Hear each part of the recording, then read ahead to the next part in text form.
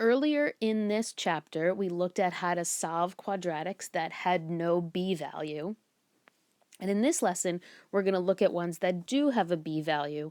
And the ones that we're going to look at are going to be in this form, x squared plus bx. And we're going to use a technique called completing the square. And in order to do completing the square, we're going to turn our x squared plus bx terms into what we call perfect square trinomials.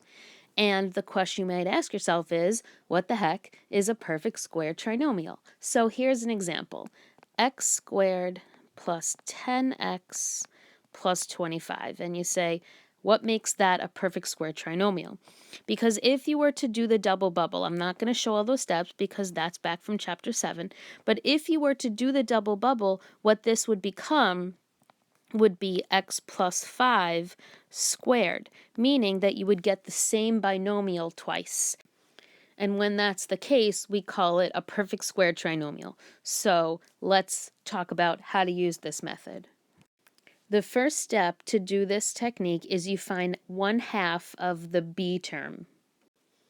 So in my perfect square trinomials example up here, the 10 would be considered the b term, so half of that would be 5. Okay, step number 2 is to square the number that you just got. So in my earlier example, half of 10 is 5. 5 squared is 25. So we're going to add that number onto our x squared plus bx. So you can see that's why we have 25 here, and that's what makes it a perfect square trinomial. So we started with x squared plus bx, and we didn't have those 25. And then we did half of 10, which is 5. We squared it, we got 25, and so we put that here, which then made us able to write it as x plus 5 squared. Okay, so sounds a little complicated maybe. Let's look at it in some examples. All right, let's look at it in some examples. So it gives us x squared plus 6x in the first example, and they want us to complete the square. So we have to figure out what number to add to turn it into a perfect square trinomial. And then after we do that, it wants us to factor. So we're going to find the b value, and the b value is the coefficient of x. So that's going to be 6. And so that's step 1 is to find the b value. And the other half of step 1 is to take half of b. So we're going to take half of b, which is 3.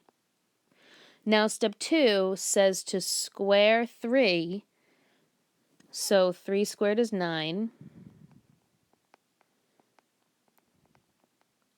which means we're going to add 9 to both sides.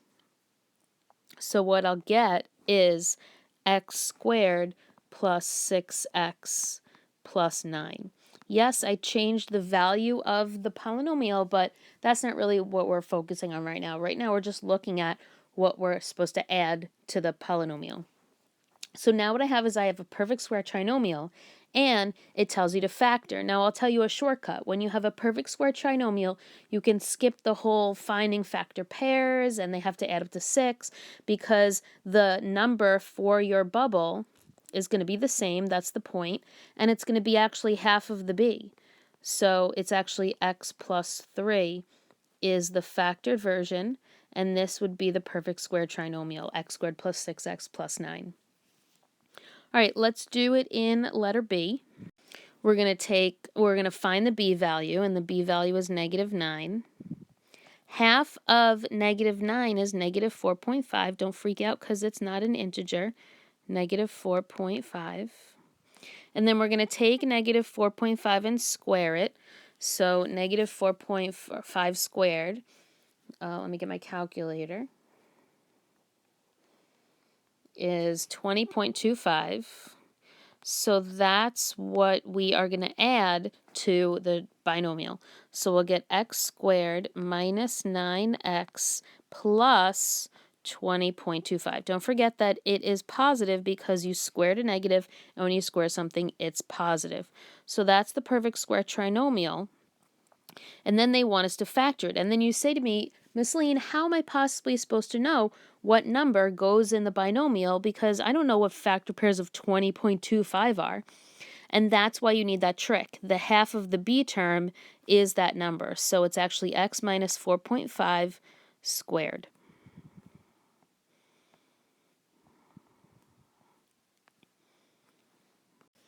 So the reason we do this is to solve quadratics, right? That's the whole idea behind chapter 9. Let's do that. Scrolling down to example 2, we're going to solve this quadratic. We're going to use the completing the square technique, so follow along. We're going to follow our steps from above. I'm not going to write it out because you really shouldn't be needing to. I'm going to find, well, first you want to make sure that the constant is on the right and the x squared plus bx thing is by itself on the left.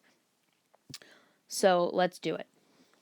We're going to find the b value, which is negative 16, and then we're going to take half of it, which is negative 8, and then we're going to take negative 8 and square it, which is positive 64. So we're going to add 64 to both sides. So I'll talk through the steps again because, like I said, I'm not writing this down. The b value is negative 16. Half of that is negative 8, and negative 8 squared is 64. So what I'm going to do is I'm going to add 64 to my trinomial. I'm going to create a trinomial. But just like any equation, if you add something to the left, you have to add it to the right. So if I add 64 on that side, I then have to add 64 on the right, because that's the whole idea behind balancing an equation. So now we already know that we just created a perfect square trinomial, and it's going to be x minus 8 squared, because it's half of the b, and that's going to be equal to negative 15 plus 64, which is 49. Now, back when we did the square roots lesson, we did questions like this. What we did was we square rooted both sides. So we got x minus 8 equals positive or negative 7.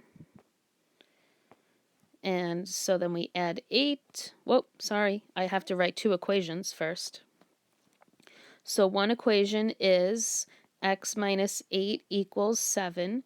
The other is x minus 8 equals negative 7. So when I add 8, this gives me one value is 15, and the other value is 1. So that's how you can use completing the square to help you solve a quadratic. Okay, we're going to look at one more, and when we look at this one, I want you to notice that the a value is greater than 1. In the last example, it just said x squared. You can't use completing the square easily when the a value is greater than 1. So what we have to do is we can do two things. We can either use a different method, or we can divide by that a value to make it totally disappear. So I'm going to do that one. So I'm going to divide everything by 2. So I'll get x squared plus 10x minus 4 equals 0. Now I have a value of 1, so I can use my method. I like to have the number on the right and the x squared plus bx on the left. So I'm going to move this over. So I'll get x squared plus 10x equals 4. Now it looks like that last example, which is what I'm familiar with, so I can do that. So I'm going to do this in my head. I'm going to talk it out. I'm going to find the b value, which is 10. I'm going to take half of 10, which is 5, and then I'm going to square 5, and that's 25. So I'm going to add 25 to both sides. So what I get is x squared plus 10x add 25 equals 4. Don't forget you have to add 25 on this side as well, because you have to keep the equation balanced. This is a perfect square trinomial. It's x plus 5 squared, and it's actually the one that I gave in my example. and that equals 29. Now we can do it just like we did it in earlier lesson. We're going to square root both sides. So what we'll do is we'll get x plus 5 equals plus or minus radical 29. All right, so let's write two different equations.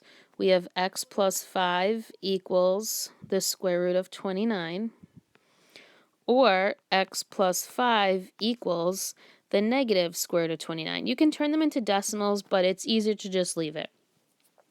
So let's do our last step. We're going to subtract 5, and we'll get x equals square root 29 minus 5, and this will give us negative square root 29 minus 5. So those would be the two answers.